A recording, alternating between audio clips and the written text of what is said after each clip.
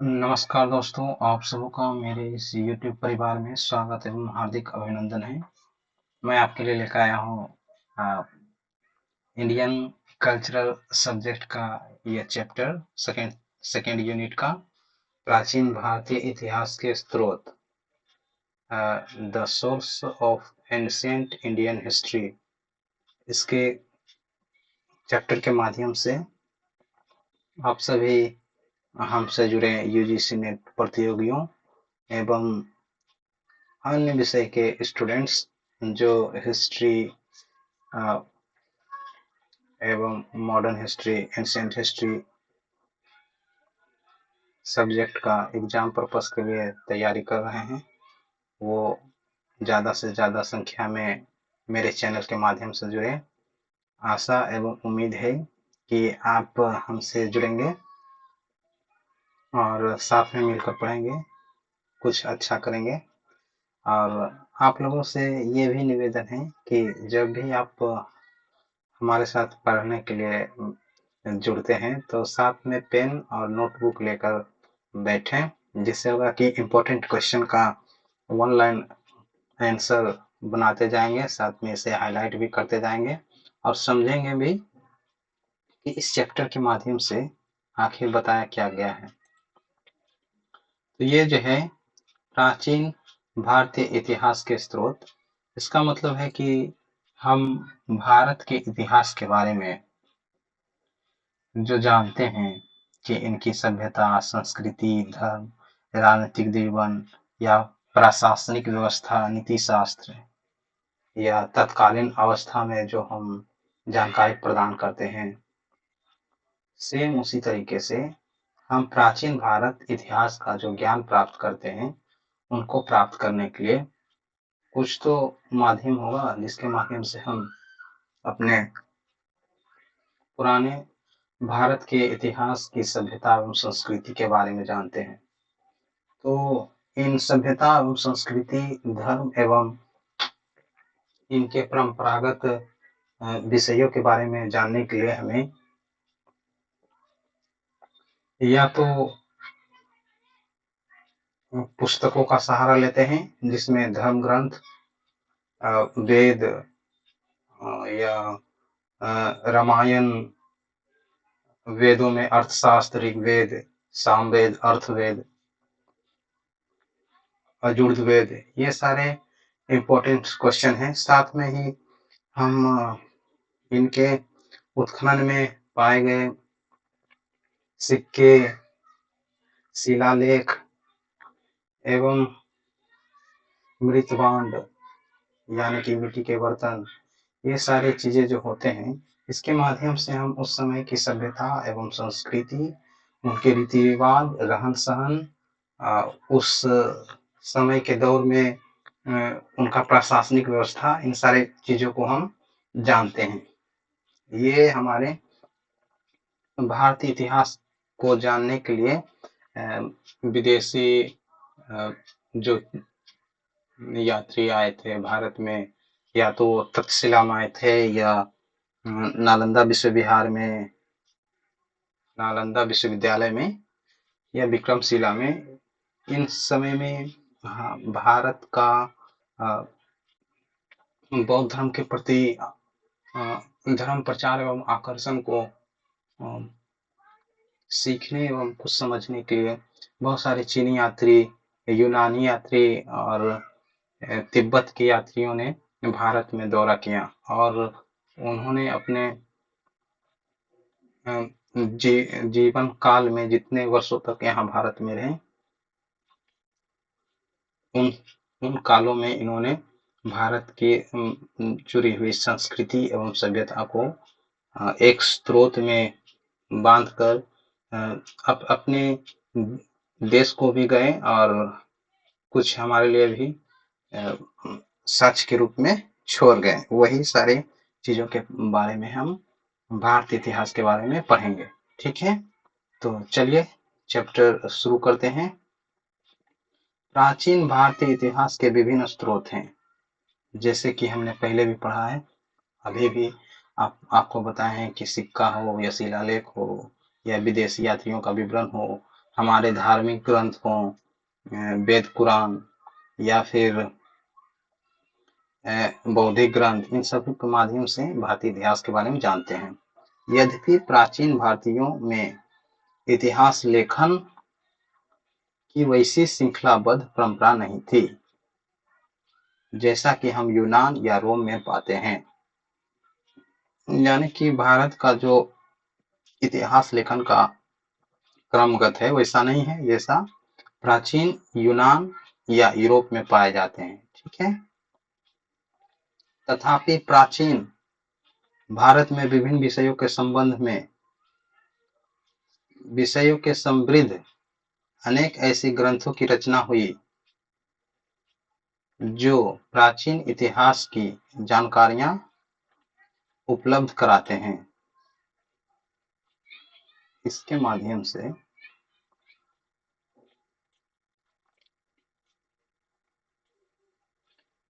हम जान रहे हैं कि इन समय में ग्रंथों की रचना हुई। ठीक है। तो अब इन्हीं ग्रंथों को जब हम अध्ययन करते हैं तो हमें धार्मिक, सामाजिक, आर्थिक और राजनीतिक जीवन से जुड़े प्रशासनिक व्यवस्था तथा नीति शास्त्र से संबंधित हमें इन सभी विषयों को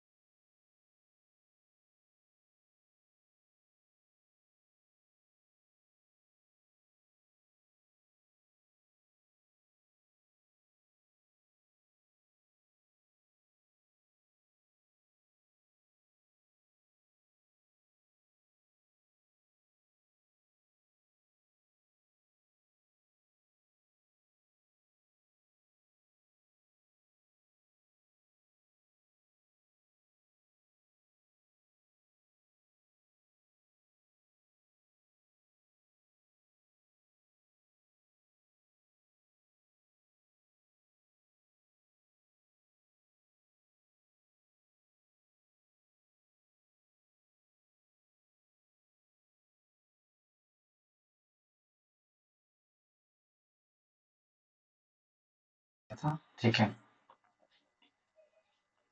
तब हम देखते हैं कि ग्रंथों के माध्यम से भी धार्मिक, सामाजिक, आर्थिक, राजनीतिक जीवन के बारे में जानते हैं।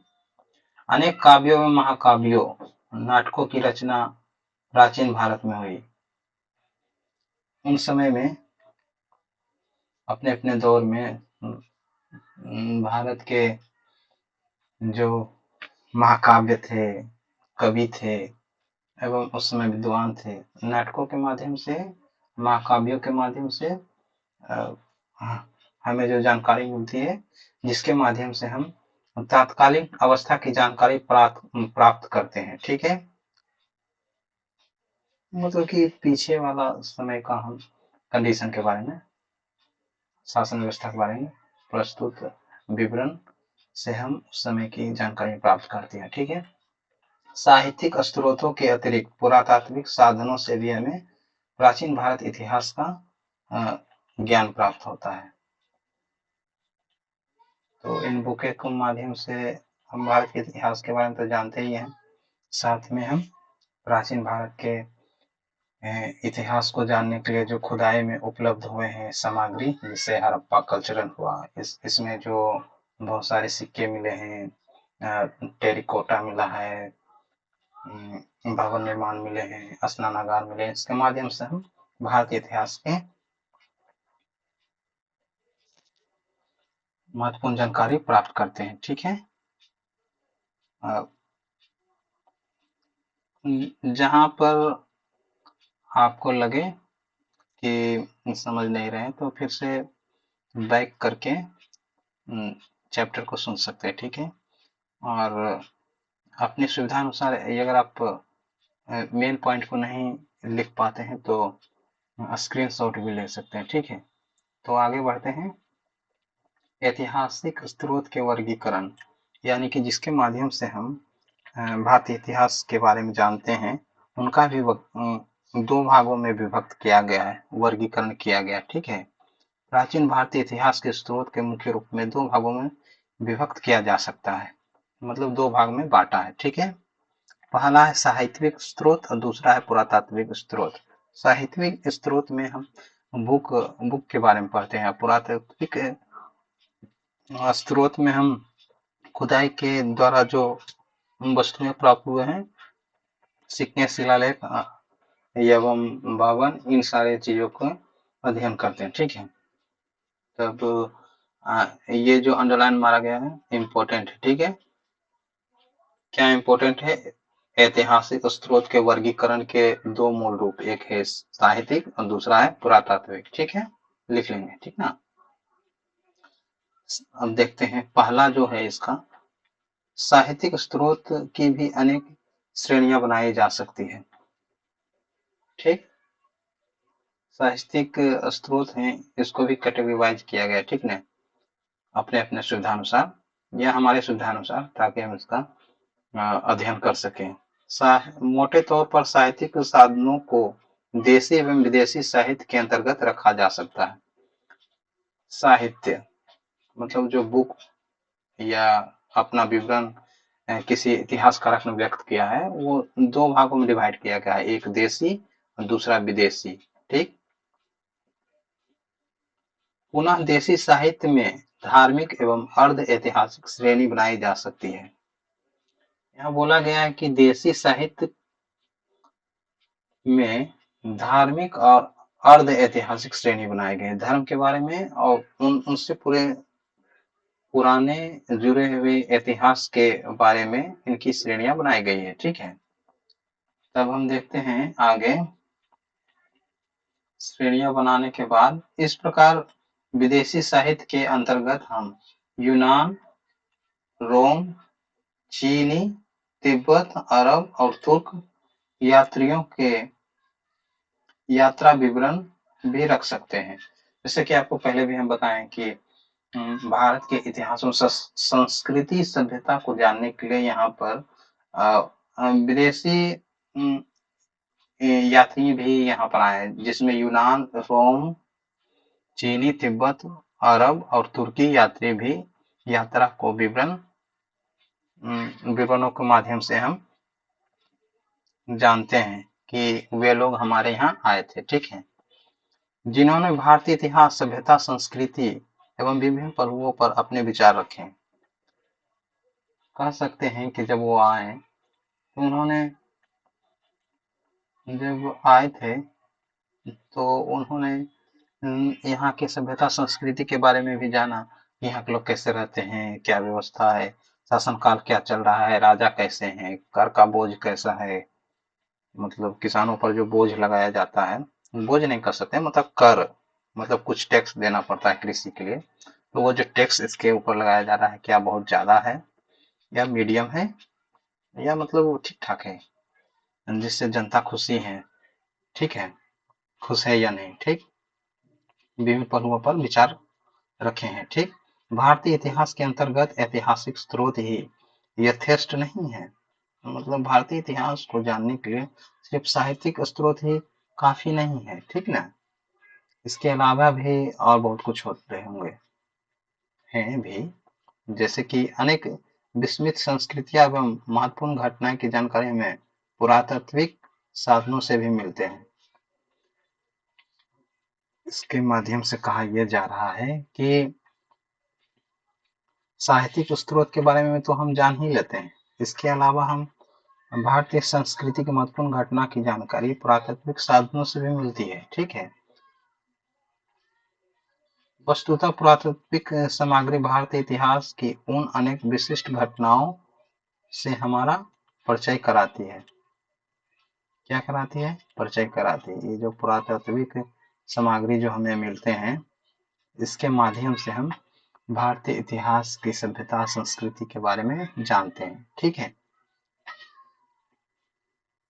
क्योंकि ये जो खुदाई जब होता है तो यही सारी चीज हमें मिलते हैं, और इन्हीं चीजों के माध्यम से हम अपने समय में, मतलब कि उस समय का विवरण अभी प्राप्त करके उन समयों के बारे में जानते हैं, ठीक है, जिनका उल्लेख साहित्यिक ग्रंथों में नहीं मिलता है। जाहिर सी बात है, किताब में तो कुछ भी लिख सकते हैं, ठीक है, लेकिन उस समय का जो प्रमाण हमें मिल रहा है उसके माध्यम से जब हम उनका जब अध्ययन करते हैं तो इसके बारे में हम बहुत कुछ अलग अलग चीजें और भी जानकारी प्राप्त होती है, ठीक है। ये तो हो गया देशी साहित्य एवं पुरातत्व के बारे में। अब इसके अलावा, इसके अतिरिक्त हम भारतीय साहित्य एवं विदेशी यात्रियों को विवरण की पुष्टि में भी हमें इससे सहायता मिलती है। ये तो पहले भी हम बताए हैं कि देशी एवं विदेशी सहायता साहित्यों के बाद हम विदेशी यात्री के विवरण से भी भारतीय इतिहास की जानकारी प्राप्त करते हैं, ठीक है। जैसा कि उसने अपने समय में आया होगा और उसने भारत के बारे में क्या क्या है, नहीं नहीं है, इन सारी चीजों को लिखा होगा। क्या कंडीशन थी, क्या कर व्यवस्था था, शांति प्रिय उस समय शासन व्यवस्था चलाया जाता था कि नहीं, इन सारी चीजों के बारे में, ठीक है। उत्खनन द्वारा प्राप्त पुरावशेष, खुदाई के द्वारा जो मिला है ना, पुराना भवन या खंडहर, ठीक, मुद्रा यानी पैसा, अभिलेख मतलब कि पत्थरों पर उस समय में लिख दिया जाता था कि ये नियम है, ये कानून है। जैसे आज के समय में भी रोड किनारे देखते हैं बहुत सारा पोस्टर लगा हुआ रहता है, चाहे एडवर्टाइज का हो या फिर सड़क या पुल या बनाया जाता है तो उसके किनारे पत्थरों पर, काला सा पत्थर पर उसमें कारीगरी द्वारा लिख दिया जाता है कि इसके शासन काल में ये हुआ है, इतना तिथि को उद्घाटन किया जाता है। उससे पता लगता है कि किस एमएलए ने अपना कर कमलों से इन कार्यों का उद्घाटन किया है। ठीक उसी तरह उन समय में भी पत्थरों पर लिख दिया जाता था, जिसको हम अभिलेख कहते हैं, ठीक है। ये आदि भारतीय इतिहास एवं संस्कृति के विभिन्न आयामों को प्रकट करते हैं। उत्खनन के द्वारा प्राप्त पुरावशेष यानी भवन, खंडहर, मुद्रा मतलब पैसे और अभिलेख मतलब पत्थरों पर जो लिखा गया है, इसके माध्यम से भारतीय इतिहास के बारे में विभिन्न आयामों को प्रकट करते हैं, ठीक है। अतः साहित्य के स्रोत के अतिरिक्त पुरातात्विक साधनों की भी जानकारी नितांत आवश्यक है। मतलब कि साहित्यिक स्रोत तो है, ये है उसमें किताब में जो लिखा है वो पढ़ लेंगे, ठीक है, लेकिन ये जो पुरातात्विक स्रोत है ये उन समय में यूज किए गए हुए उनके वस्तुओं, जैसे बर्तन हो या मंदिर हो या उस समय बनाया गया उनका अन्नागार हो या स्नान गृह हो या शिलालेख हो, उसके माध्यम से हम उनके बारे में संतुलित अध्ययन के आधार पर भारतीय इतिहास का अध्ययन किया जा सकता है, यानी अध्ययन हम करते हैं, ठीक है। तो हम देखते हैं कि भारतीय इतिहास के स्रोत में साहित्यिक एवं पुरातात्विक स्रोत भी हैं, जिसके माध्यम से हम भारतीय इतिहास के बारे में जानते हैं। विदेशी विवरण भी हैं, उत्खनन से प्राप्त पुरालेख, मुद्रा, अभिलेख, ये सारे हैं जो हमें भारतीय इतिहास की जानकारियां प्राप्त करते हैं, ठीक है। तब हम आगे देखते हैं साहित्यिक स्रोत के बारे में विस्तार से, ठीक है। यह बताया गया है प्राचीन भारतीय इतिहास के स्रोत के रूप में विभिन्न सांस्कृतिक ग्रंथों का अपना अलग ही महत्व है। भारतीय इतिहास को जानने के लिए जो ग्रंथ हैं सबने अपना अपना अलग अलग महत्वपूर्ण योगदान प्रदान किया। ठीक है, यद्यपि साहित्य स्रोत में अनेक त्रुटियों से परिपूर्ण है। साहित्यिक स्रोत में कुछ गलत भी लिखा गया होगा, कंफर्म नहीं कि सत्य लिखा गया होगा, फिर भी जहां तक हम देखते हैं ऑथेंटिकेट है, इसके माध्यम से हम देखते हैं कि लिखा गया होगा, कुछ ठीक है लिखा गया है। ठीक, उनमें से ऐतिहासिकता एवं तिथिक्रम का अभाव है, मतलब ये बुक कब लिखा गया उसका तिथि नहीं है, और किसके शासनकाल में लिखा गया होगा ये सारा नहीं लिखा हुआ, लेकिन बहुत सारा में तिथि का भी अंकित है, मतलब अनुमान लगा सकते हैं। मतलब साहित्यिक स्रोत में ये जो त्रुटि है तिथि क्रम का अभाव है। ठीक ना, मतलब ये कहा गया है बुक के माध्यम से, ये हम नहीं कर रहे हैं, बुक बोल रहा है जो लिखा है इसमें। विवरण के अतिशयोक्तिपूर्ण है, इसमें तो विवरण है ही है, इसमें पूर्वग्रह भी देखने को मिलता है। तथापि इन ग्रंथों की उपेक्षा नहीं की जा सकती है। ठीक,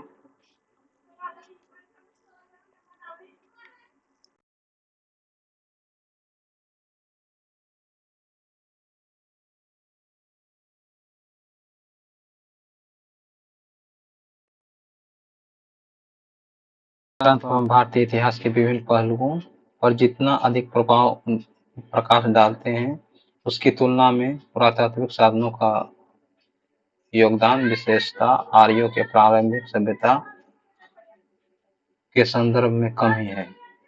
ठीक है, वस्तुतः साहित्यिक ग्रंथों से प्राप्त जानकारी को हम अन्य वस्तुओं की सहायता से ऐतिहासिकता पर कसकर ही भारतीय इतिहास की सही जानकारी प्राप्त करते हैं। भारतीय इतिहास की सही जानकारी प्राप्त करते हैं किसके माध्यम से? पुरातात्विक साधनों के माध्यम से, जो खुदाई में निकाला गया उसके माध्यम से हम जानकारी प्राप्त करते हैं। ठीक है, उपलब्ध साहित्य जो भारतीय इतिहास के पुनर्जागरण में सहायता प्रदान करते हैं उन्हें मोटे तौर पर दो श्रेणियों में विभक्त किया जा सकता है। भारतीय इतिहास के बारे में, इतिहास का जो पुनर्निर्माण में हमें सहायता प्राप्त होते हैं उनको हम दो श्रेणियों में व्यक्त कर सकते हैं। ठीक, देशी श्रेणियां एवं विदेशी साहित्य, देशी साहित्य एवं विदेशी साहित्य, इसके माध्यम से हम इतिहास के उपलब्ध साहित्य के विभाजन से इतिहास की पुनर्निर्माण की सहायता को हम प्रदान करते हैं, मतलब हम जान सकते हैं देशी साहित्य और विदेशी साहित्य। ठीक, नेक्स्ट आगे देखते हैं दोस्तों, ये सारे इंपॉर्टेंट है। ठीक ना, वन लाइनर है, साहित्य में जो उपलब्ध कराए गए हैं दो हैं, एक है देशी साहित्य, एक है विदेशी साहित्य। ठीक है, तो जो जो अंडरलाइन करते जा रहा है ना उनको आप नोट के माध्यम से लिख लें, ज्यादा अच्छा रहेगा। ठीक ना, देखते हैं कि साहित्य भी दो भागों में विभक्त किया गया है, एक धर्म ग्रंथ को और एक ऐतिहासिक को। ऐतिहासिक को अर्ध ऐतिहासिक साहित्य ग्रंथ भी कह सकते हैं। धर्म के बारे में साहित्यिक ग्रंथ जो है ना देशी साहित्य, उसको दो भाग में बांटे हैं, एक धर्म ग्रंथ धर्म से रिलेटेड, एक ऐतिहासिक या अर्ध ऐतिहासिक जो हमारे इतिहास के बारे में उससे रिलेटेड। विदेशी साहित्य के अंतर्गत अनेक वैसे यात्रियों का यात्रा विवरण है जो समय समय पर भारत आए, यहाँ की स्थिति को अपने आंखों से देखा और उनका विवरण हमारे लिए लिख छोड़ा। ठीक है, इसे तो हम तो पहले भी बोले हैं कि भारतीय इतिहास को जानने के लिए यहाँ पर बहुत सारे इतिहास विद्वान यहाँ पर आए थे, उन्होंने यहाँ पर देखा क्या शासन व्यवस्था उसके बारे में लिखा। ठीक है, इन सभी ग्रंथों से भारतीय इतिहास की जानकारी हमें प्राप्त होती है। किन ग्रंथों से? धार्मिक,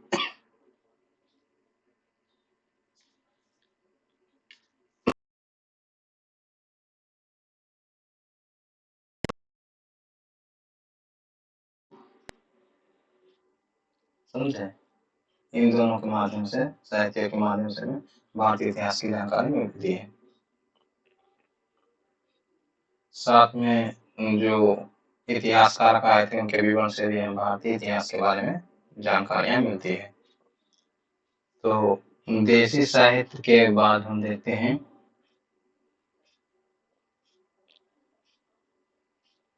भारतीय इतिहास का सबसे अधिक प्रकाश देशी साहित्य से ही पड़ता है। देशी साहित्य जो देश में लिखा गया है, भारत देश में। भारत देश में कौन कौन लिखा गया भाई? यहाँ लिखा गया महाकाव्य, नाटक, विभिन्न विषयों से संबंध ग्रंथ रखे जा सकते हैं। इन ग्रंथों को प्राचीन भारतीय राजनीतिक संस्कृति की जानकारी मिलती है।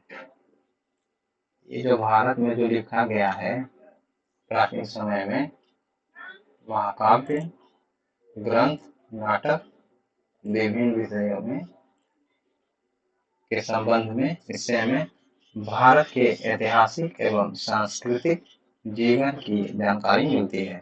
ठीक है।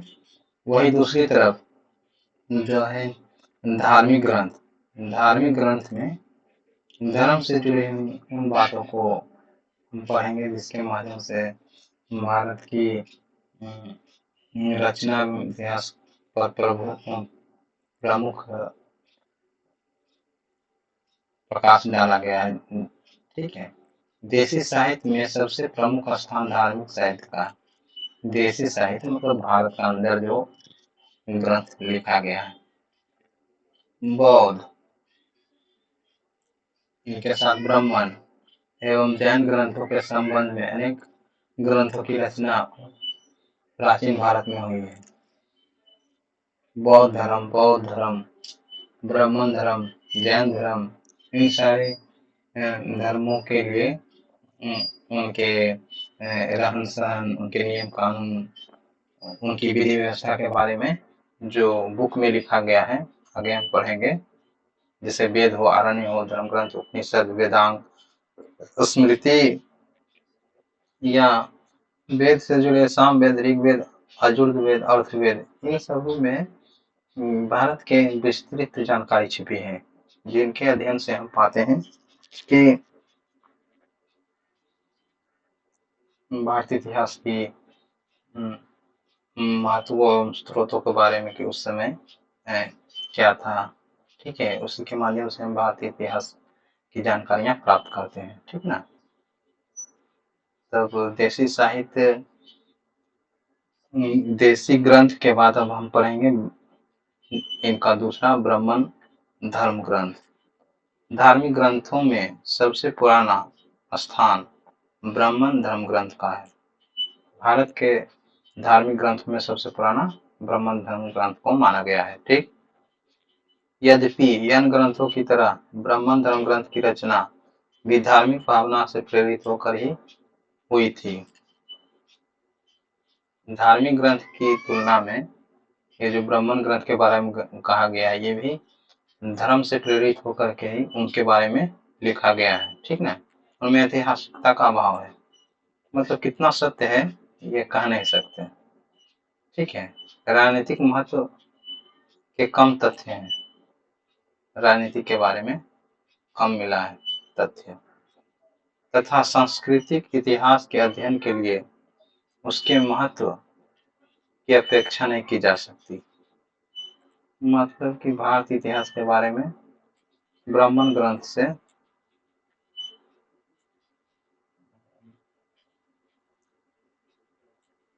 अभाव के कारण, क्या अभाव के कारण? ऐतिहासिकता के अभाव के कारण इस समय में किया गया है, तो हम उनकी उपेक्षा थोड़ा कम करते हैं। फिर भी देखते हैं कि ब्राह्मण धर्म ग्रंथ में क्या क्या है। ये अनेक प्रकार के हैं। ठीक है। जैसे वेद, ब्राह्मण धर्म ग्रंथ, आरण्य, उपनिषद, वेदांग, स्मृति। अंडरलाइन कर दिए हैं कि ब्राह्मण धर्म ग्रंथ में वेद, ब्राह्मण ग्रंथ, आरण्य, उपनिषद, वेदांग ये सारे आते हैं, जिसके माध्यम से हम भारतीय इतिहास के बारे में जानते हैं। ठीक है। नेक्स्ट है इसका वेद संहिता या श्रुति। ठीक है, तो यहाँ पर ये जो बताया गया है ब्राह्मण धर्म ग्रंथ, इसमें ये सारे हैं, सबको लिखे जाएंगे। ठीक है, नोट्स बना लेंगे कि कौन वेद में आता है, कौन देसी साहित्य में आते हैं, ये कितने प्रकार के हैं। ठीक है, जो अंडरलाइन किया उसको मिटा दिए, आप आराम से बैक कर करके लिख सकते हैं। ठीक ना, हम देखेंगे ब्राह्मण धर्म ग्रंथों में सर्वश्रेष्ठ स्थान वेदों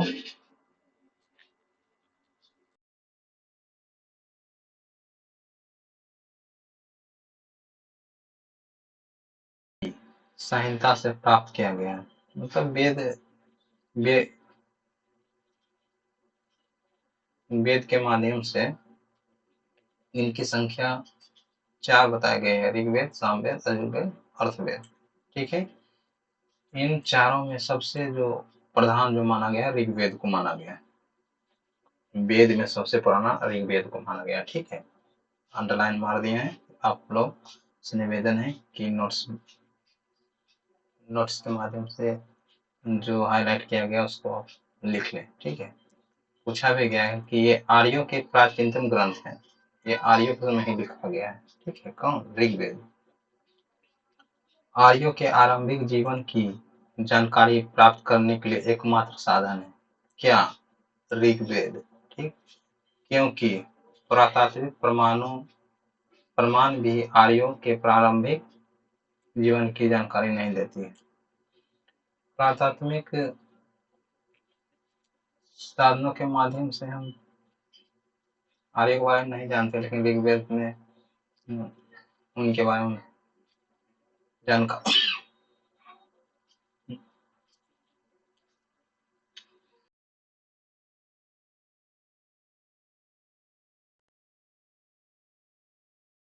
के 10 मंडल हैं। ऋग्वेद में कितने मंडल हैं? 10 मंडल।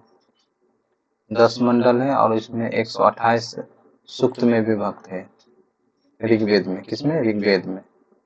ऋग्वेद में 10 मंडल हैं, 128 सूक्त हैं। इंपॉर्टेंट है, लिख लें। ठीक है, दूसरे एवं 9वें मंडल तक के सूक्त सबसे पुराना है। मतलब 2 नंबर, सूक्त नंबर 2, 3, 4, 5, 6, 7, 8, 9 ये पुराना है। ठीक है, इसमें प्रथम और अंतिम मंडल बाद में जोड़े गए।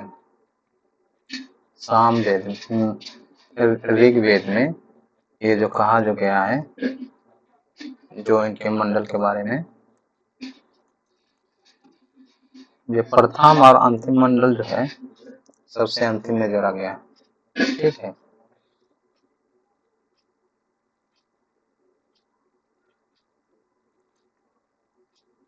इस ग्रंथ में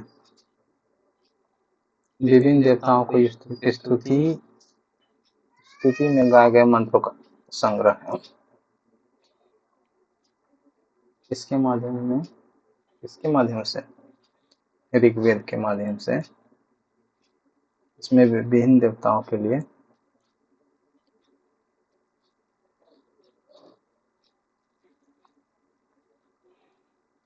मंत्रों के माध्यम से विभिन्न देवताओं की स्तुति किए गए हैं। किसमें? ऋग्वेद में। ठीक है, ऋग्वेद की रचना किस समय हुई?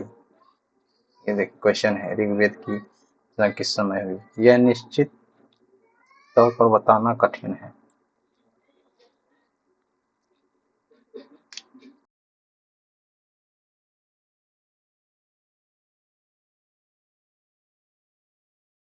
संभवतः इसकी रचना 1500 से 1000 ईस्वी पूर्व के बीच में सप्त संदर्भ प्रदेश में हुई थी। यानी कहने का मतलब है ऋग्वेद की जो रचना है वो पुरातत्वविदों इतिहासकारों ने सिंधु सभ्यता के खत्म होने के लगभग तक, यानी 1500 से 1000 ईस्वी पूर्व के बीच माना गया है। ठीक ना, लिख लेंगे कि ऋग्वेद का जो काल माना गया है, कब माना गया है? 1500 से 1000 ईस्वी के पूर्व। ठीक है, इसमें 10 मंडल हैं, 128 सूक्त है। ठीक है।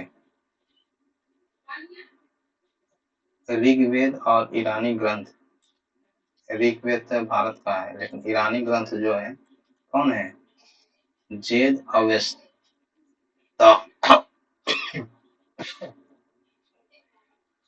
सॉरी दोस्तों। जेद अवेस्ता में आश्चर्यजनक समानता पाई गई है, यानी जाती है। ऋग्वेद और किसमें? ईरानी ग्रंथ चेद अवेस्ता में समानता पाई गई है। क्या चीजों के बारे में? यही, क्या चीज? कि पुरोहित के द्वारा यज्ञों के माध्यम से मंत्रों का उच्चारण किया जाता होगा। यह गान प्रधान ग्रंथ है, मतलब कि गीत या मंत्रों का उच्चारण सबसे ज्यादा है किसमें? ऋग्वेद में।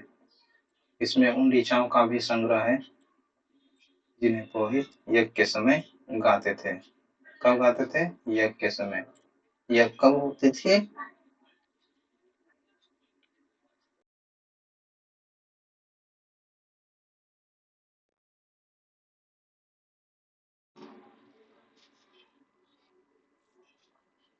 यज्ञ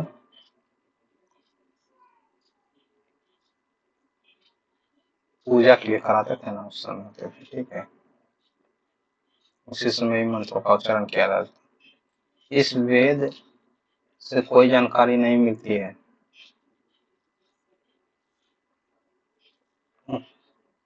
इसमें करीब 1550 मंत्र हैं। इसमें ऋग्वेद में, जिसमें 75 के अतिरिक्त सभी ऋग्वेद से मिलते हैं।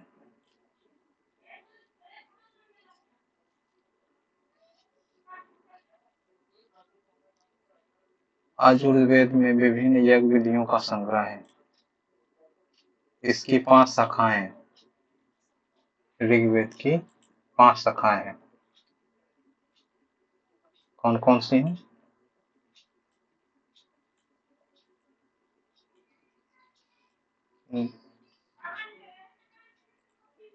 इसकी 5 शाखाएं कष्टक हैं, कपिस्थलक है, मैत्रेयानी है, तैत्तिरीय है, वाजसेनीय है। ठीक है। किसकी शाखाएं? यजुर्वेद की। ठीक। इसमें से प्रथम 4 कृष्ण या श्याम, काला ब्लैक यजुर्वेद, और अंतिम शुक्ल यानी सफेद व्हाइट यजुर्वेद के नाम से विख्यात है। ठीक है।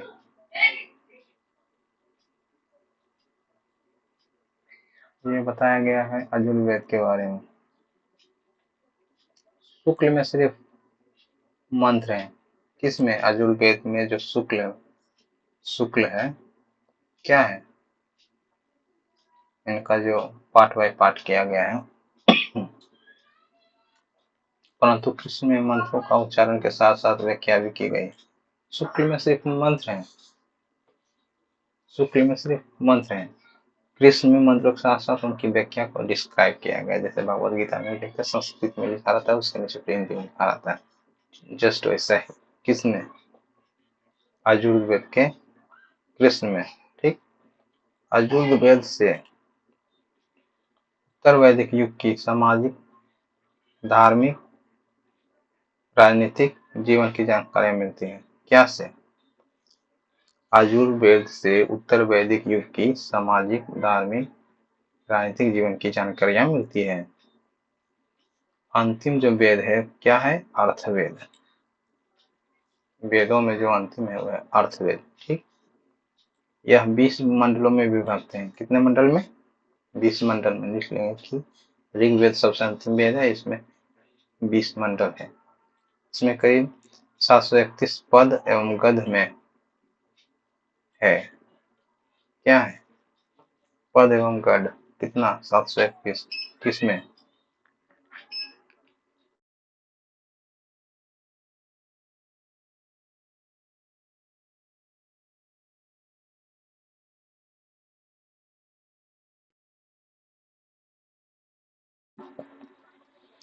अर्थवेद में 20 मंडल में विभक्त है ही। इसमें 731 पद एवं गद हैं, मतलब संगीत एवं कविताएं जैसे भी, संगीत जैसे नहीं मतलब कविता और कहानियां, ठीक है। किसमें? अर्थवेद में।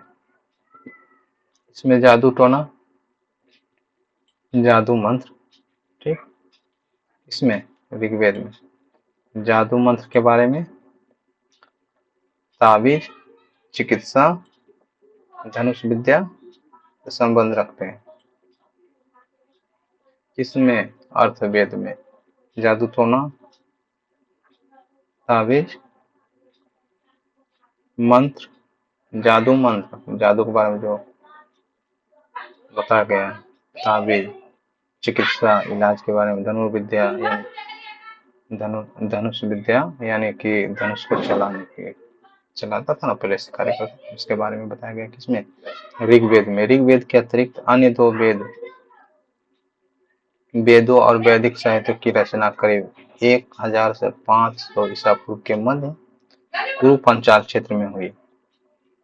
इसमें जो बताया गया है, ऋग्वेद के अतिरिक्त अन्य 2 वेद का भी वैदिक साहित्य की रचना के करीब 1000 से 500 ईस्वी पूर्व के बीच गुरु पंचाल क्षेत्र में हुई थी, ठीक है।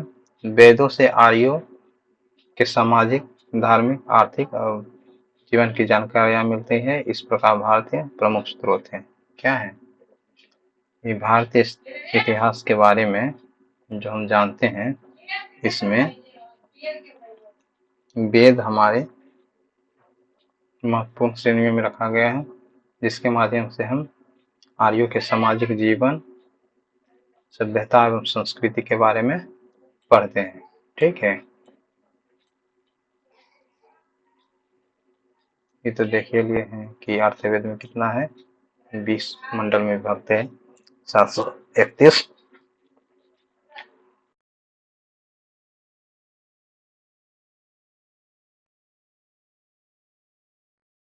पद में है, ठीक है। अब नेक्स्ट जो है देखेंगे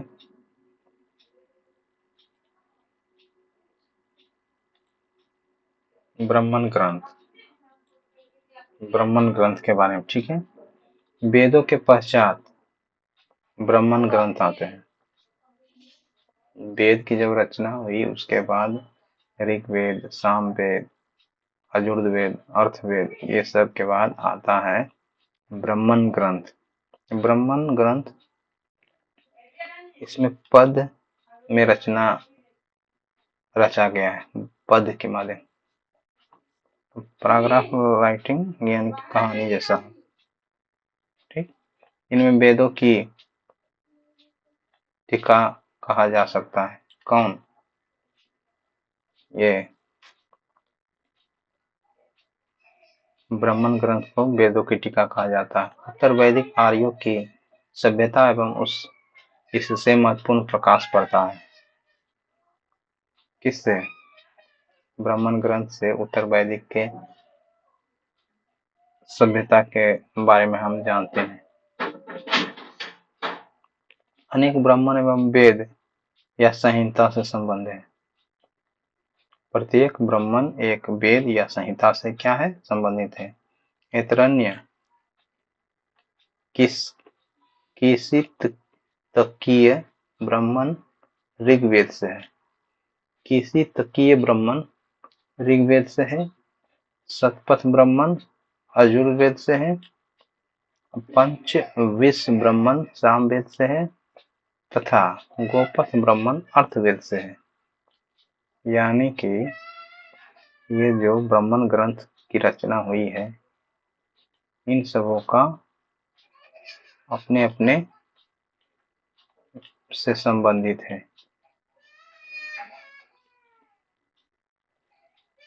यहाँ जो ये देखते हैं कि ये जो है ऐतरेय और कौशितकी ब्राह्मण ये ऋग्वेद से संबंधित है, ठीक। शतपथ ब्राह्मण यजुर्वेद से, पंचविश ब्राह्मण सामवेद से, गोपथ ब्राह्मण अर्थवेद से। ठीक है। ब्राह्मण ग्रंथ आर्यों के सामाजिक जीवन के अतिरिक्त, ब्राह्मण ग्रंथ आर्यों के सामाजिक जीवन के अतिरिक्त राजनीतिक जीवन, धार्मिक जीवन, आर्थिक जीवन, झांकियां प्रस्तुत करते हैं। ठीक है। ब्राह्मण ग्रंथ से आर्यों के हम जीवन के बारे में,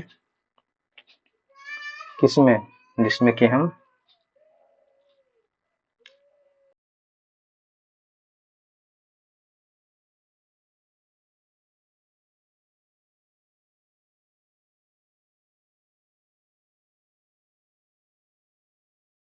जीवन का वर्णन करते हैं। ठीक है। किसमें, ब्राह्मण ग्रंथ में। सबका अपना अपना यहाँ दिया गया है, आप लोग कंफ्यूज ना होंगे किसमें क्या है। ठीक ना। जैसा कि यहाँ पर बताया गया कि सब अपना अपना पार्ट बाय पार्ट है। पंच विश्व ब्राह्मण ये है सामवेद से। ठीक। शतपथ ब्राह्मण है अजुर्वेद से। इतरणी एवं कैसी तर्कीय ब्राह्मण ऋग्वेद से। सबका अपना अपना है, सबके सामने अपना अपना लिख लेंगे। ठीक। गलत नहीं करेंगे, नहीं तो उसे मिल जाएगा तो पता नहीं चलेगा किसका क्या है। ठीक। यहाँ मार्क जो किए हैं उसको हटा दें ताकि लिखने में सहायता हो, बाकी आप बाइक कर करके लिख सकते हैं। ठीक ना। नेक्स्ट है आरण्य। आरण्य। ठीक। आरण्य क्या है भाई, तो ब्राह्मणों की एक का ही भाग अरण्य भी है। ये ग्रंथ अरण्यों वनों में निवास करने वाले सन्यासियों के मार्गदर्शन में लिखे गए हैं। ठीक है। इसमें यज्ञों और धार्मिक अनुष्ठानों के अतिरिक्त धार्मिक दर्शन प्रश्नों की चर्चा की गई है, जो भारतीय दर्शन के ज्ञान में उपलब्ध कराते हैं। जैसे आरंभ आरण्यों ने जिस धार्मिक विचारधारा का आरंभ किया उसका विकास उपनिषदों में हुआ। आरण्यों के बारे में जो हम पढ़ते हैं, भारतीय दर्शन के ज्ञान का उपलब्ध कराते हैं, जिसमें प्रमुख है आरण्यों में ऐतरेय, तैत्तिरीय, मैत्रेय। ठीक है। ठीक है दोस्तों, अभी तक जुड़ने के लिए आप सबको कहते हैं दिल से धन्यवाद। लाइक करें, शेयर करें, सब्सक्राइब करें। ठीक है। Thank you.